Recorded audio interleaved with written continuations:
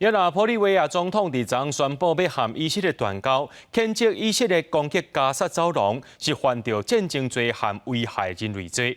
这是战争以来头一个和以色列断交的国家。以色列目前是无任何评论。也那哥伦比亚和智利也调回驻以色列大使。世界各国也为着要徛伫咧这两国其中的一边，造成未少争议。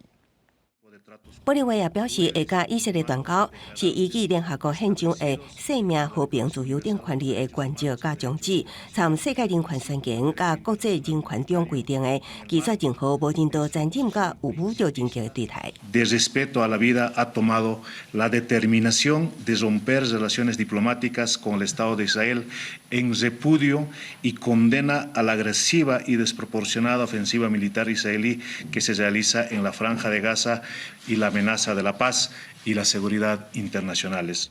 以色列为着保护巴勒斯坦，哈马斯武装团体10月7日发动造成1404个就是也阁有人质防压走，最近防攻弹炸加沙走廊，造成百姓死伤无数。国际社会像美国为当初大声挺以色列，到最后改讲人道救援优先。国务卿布林肯出席参议院听证会，就和反战示威者拍断发言。All of us are committed to the protection of civilian life. 自以哈战争以来，全球反犹太、反伊斯兰极端主义伫真侪地区继续爆发。31日，法国巴黎一名摸头巾的妇女伫地铁站内大声喊圣战口号，真主至大，阁有威胁性的举动。巴黎警方沟通无结果，因为危险无缓解，对伊开枪。妇女的腹肚着穿上衣。法国政府表示，会分别针对妇女甲警方武器使用情况展开调查。颠倒反犹太氛围也扩大摊开。